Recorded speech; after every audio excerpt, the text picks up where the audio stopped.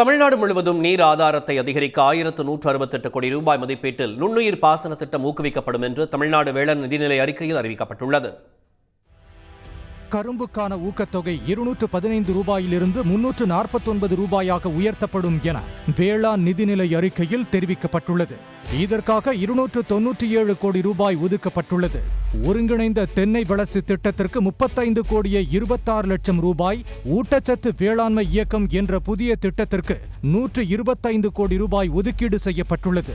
75% மானியத்தில் 15 லட்சம் குடும்பங்களுக்கு காய்கறி விதை தொகுப்பு, தலா 9 லட்சம் குடும்பங்களுக்கு பழச்செடிகளின் தொகுப்பு மற்றும் எலுமிச்சை, கொய்யா செடிகளின் தொகுப்பு வழங்கப்படும் எனவும் அமைச்சர் அறிவித்தார். பயிர் வகை விதை தொகுப்பு 75% மானியத்தில் 1 லட்சம் குடும்பங்களுக்கு வழங்கப்பட உள்ளது. வெங்காயத்தை சேமித்து வைத்து விற்பனை செய்வதற்கான கிடங்கு அமைக்க மானியம் வழங்கப்பட உள்ளது. இதற்காக 18 கோடி ரூபாய் ஒதுக்கீடு செய்யப்பட்டுள்ளது. மலர் சாகுபடி செய்யும் உழவர்களுக்கு மானியம் வழங்கிட 8 கோடியே 51 லட்சம் ரூபாய் ஒதுக்கீடு செய்யப்பட்டுள்ளது. விருதுநகர், ராமநாதபுரம் மாவட்டங்களில் 2500 ஏக்கரில் சீமை கருவேல மரங்கள் அகற்றப்பட்டு அதில் மிளகாய் சாகுபடி செய்ய நடவடிக்கை எடுக்கப்படும் எனவும் அறிவிக்கப்பட்டுள்ளது. 10 கோடி ரூபாய் செலவில் தமிழ்நாடு முந்திரி வாரியம் அமைக்கப்படும் என தெரிவிக்கப்பட்டுள்ளது. பனை மேம்பாட்டு இயக்கத்திற்கு 1 கோடியே 65 லட்சம் ரூபாய் ஒதுக்கப்பட்டுள்ளது. மின் இணைப்பு இல்லாத உழவர்களுக்கு சூரிய சக்தியால் இயங்கும் பம்பு செட்டுகள் வழங்க 24 கோடி ரூபாய் ஒதுக்கீடு செய்யப்பட்டுள்ளது.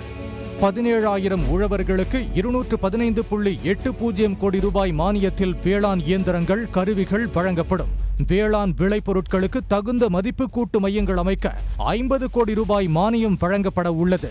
வேளாண்மையில் புதிய கண்டுபிடிப்புகளுக்காக டாக்டர் MS சுவாமிநாதன் ஆராய்ச்சி நிதி 1 கோடி ரூபாய் ஒதுக்கீடு செய்யப்பட்டுள்ளது. உழவர்களுக்கு குறுகிய கால கடன் தேவைகளுக்கு 3000 கோடி மூலதன கடன் வழங்கப்படும் என அறிவிக்கப்பட்டுள்ளது.